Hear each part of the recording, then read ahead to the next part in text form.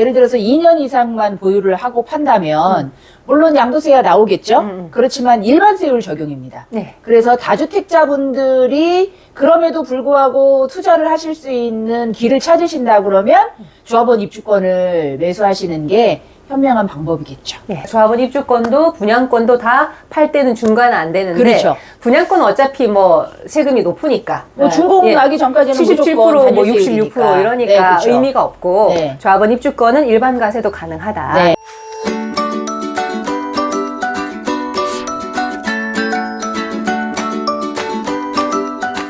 이번 정차할 곳은 광명사거리역 10번 출구 광명사거리역 희웅부동산입니다.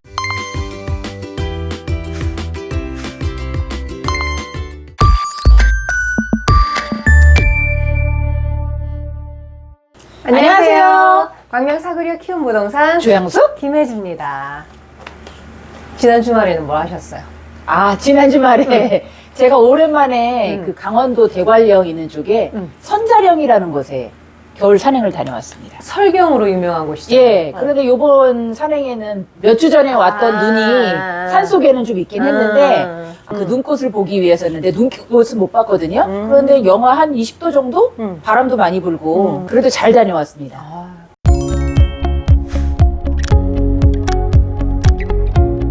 네. 오늘 또 우리 무슨 얘기 하려고 또 뭐였을까요? 요즘 뜨겁게 회자되고 있는 내용. 네. 예, 또 급하게 우리가 영상을 만들기로 한 거죠, 지금? 네. 네네. 그러니까 양도세 중과가 더 유예가 되냐 안 되냐 막 작년 말부터 계속 관심사였잖아요. 그렇죠. 그래서 사람들이 1년 정도 유예가 될 거다 막 기대를 하고 있었는데 기대처럼 안 되고 아니, 진작에 얘기를 해주시지. 이해가 안 된다. 진작에 얘기를 해줘야 예, 다주택자들이 준비를 좀 하셨을 하는데 텐데. 이게 예. 너무 예. 예, 늦었습니다. 예, 그래서 그 얘기를 한번 해보려고 합니다. 네. 양도세 중과가 뭔지 알아야 또 양도세 중과 유예는 또 뭐라고 또 판단이 그쵸? 되실 거니까 네네. 중과 이야기를 한번 해볼게요. 어떨 때 양도세가 중과 뭐 결국은 네. 세금 더 내라. 그 소리죠. 네, 그렇죠. 예, 그런데 예. 이제 다주택자 중에서도 예. 중과 제외주택을 갖고 계신 분들도 있으니까 네네. 중과 대상주택에 해당되는 분이시면서 네. 조정대상 지역에 주택을 매도하시는 분들 네. 예, 그런 경우에는 네. 기본세율에다가 주택을 가지고 있는 수위에 따라서 세율이 더 정해지는 거죠. 그쵸. 예.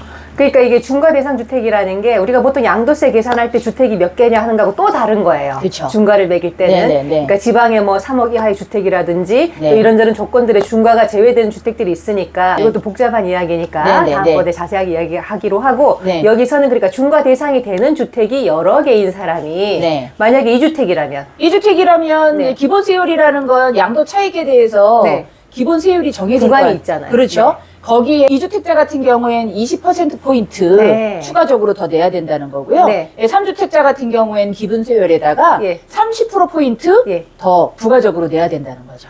그러니까 기본세율이 만약에 15% 구간이면 네. 2주택자는 35%를 내게 되는 맞아요. 거고 네. 최고 세율이면 45%잖아요. 맞아요. 네. 만약에 3주택자가 최고 세율 45%에 해당한다면 네.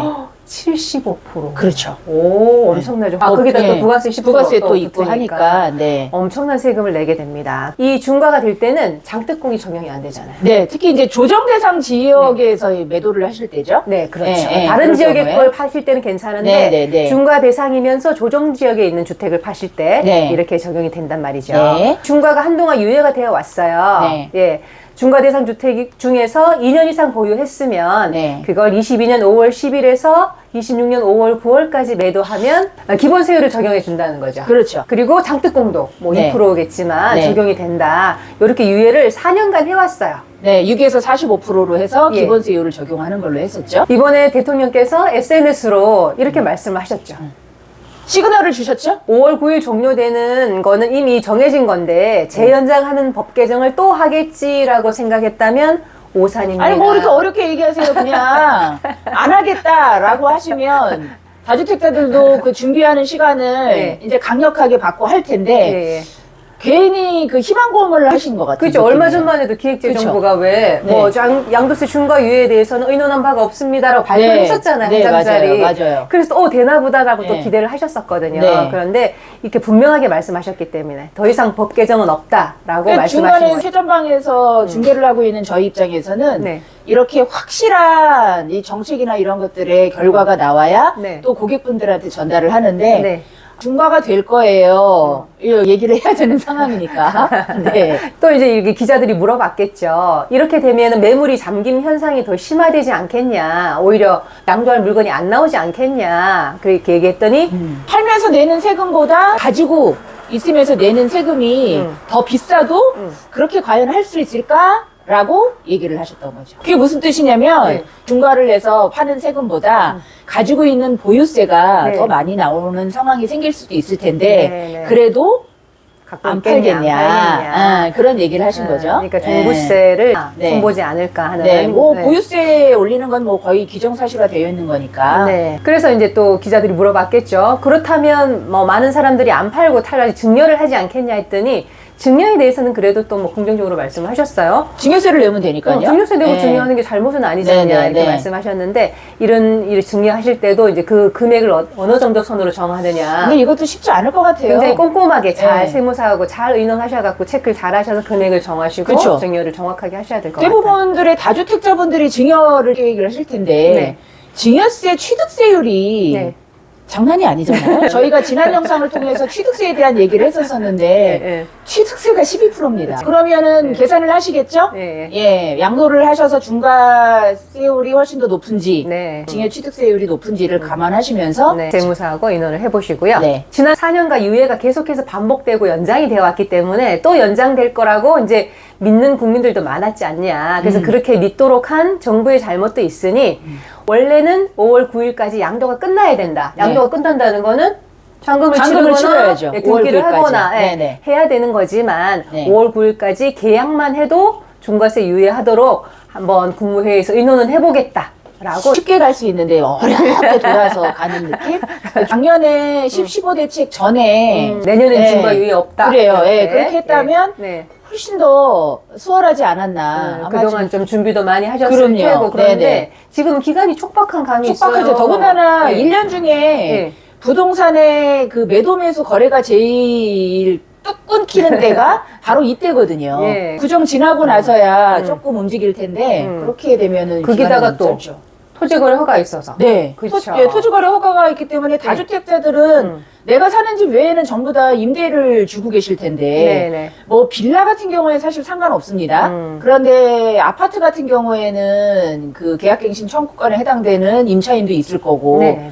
그리고 또 매수하시는 분들이 지금 대출 규제 때문에 대출도 제대로 못 받고 네. 또 토지거래 허가라 실거주를 해야 되고 그러니까요. 예, 이런 상황에서 빨리 이 매도를 할 수 있느냐 너무 힘들 것 같은 생각이 네, 들어요. 임차인이 있는 집을 팔 수가 없잖아요. 네. 토지거래 허가 받고 실거주 하는 사람만 들어갈 수 있기 토지거래 때문에. 허가를 해제를 좀 해주시든가. 여러 가지 문이 막히면서 너무 좁게 네. 이제 퇴로를 열어놓지 않았나 네네. 이제 그런 생각이 들어요. 예.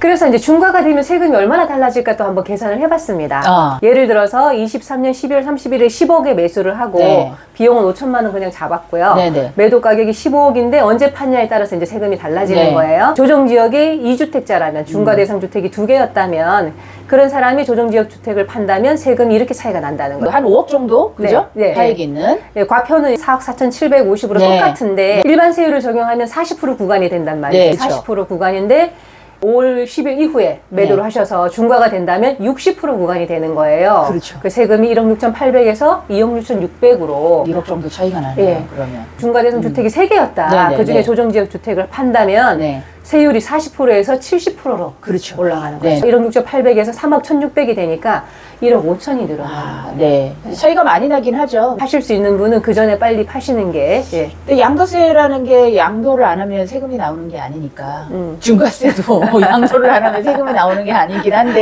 예. 아, 고민이 많으시겠습니다. 네. 우리 광명 뉴타운 같으면 조합원 입주권도 많고 분양권도 많잖아요. 네, 이 조합원 입주권의 장점이 여기서 나타나죠. 아무리 다주택자 중과가 된다 하더라도 네. 조합원 입주권으로 매수를 해서 예를 들어서 2년 이상만 보유를 하고 판다면 물론 양도세가 나오겠죠. 그렇지만 일반세율 적용입니다. 네. 그래서 다주택자분들이 그럼에도 불구하고 투자를 하실 수 있는 길을 찾으신다 그러면 조합원 입주권을 매수하시는 게 현명한 방법이겠죠. 네. 조합원 입주권도 분양권도 다 팔 때는 중과는 안 되는데 그렇죠. 분양권은 어차피 뭐 세금이 높으니까 뭐 준공 나기 전까지는 77% 무조건 뭐 66% 이러니까 그렇죠. 의미가 없고 네. 조합원 입주권은 일반 과세도 가능하다 네, 이런 네. 이야기를 이제 말씀드리고요. 네, 맞습니다. 그래서 여러 주택이 있으시면 이제 어떤 걸 먼저 팔아야 되고 어떻게 정리를 해야 될까 고민이 많으실 텐데 이것도 감안해서 세무사하고 잘 상담하신 다음에 네, 다주택자분들 예. 지금 조합원 입주권으로 갖고 계시는 분들은 조합원 입주권으로 매도를 하시면 중과는 안 된다. 되니까. 예, 예. 네. 그런 이야기였습니다. 네, 네. 네. 그리고 한 가지 더 말씀하셨어요. 장기 보유 특별공제 얘기를 하셔가지고 네, 지금 네. 1주택자도 깜짝 놀라는 그렇죠. 이런 기사가 나왔었는데 네, 네. 다주택은 물론 비거주 1주택도 주거용 아닌 투자 투기용이라면 장기 보유했다고 세금 감면해 주는 건 이상하다 하시면서 장특공제 제도가 매물을 막고 투기를 권장하는 꼴이다 이렇게 말씀하셨어요. 요거는 제가 좀 생각을 해봤는데 네.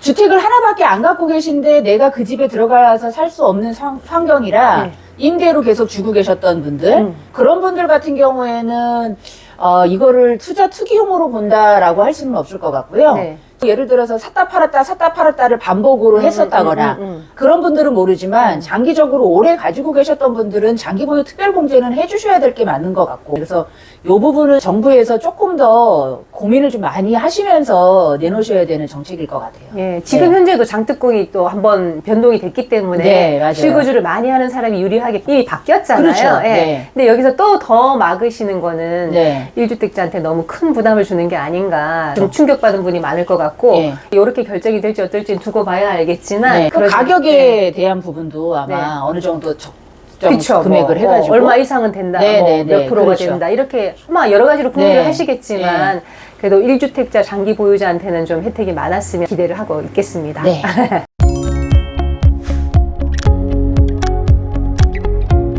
근데 요즘 광명 뉴타운 분위기는 또 광명뉴타운 분위기는 매도 매수는 조금 끊겨 있는 상태지만 광명자이 더샤포네나가 입주하고 있고 네. 센트럴 아이파크도 거의 입주가 완료가 됐죠. 그리고 분양권을 매수하시는 분들의 문의는 많은데 매물이 없습니다. 분양권 진짜 매우 네. 그리고 7구역, 3구역, 또 6구역 일부분 가로주택이나 이런 것들도 네. 꾸준히 지금 찾고 계시기 때문에요. 찾아보면 투자할 곳도 있어요. 그렇게 관심 있는 분들 저희한테 네. 연락 주시면 저희가 최대한 또 네. 정성껏 열심히 맞춰보도록 하겠습니다. 네. 지금까지 광명 사거리와 키움 부동산에서 조양수 김혜지였습니다. 감사합니다.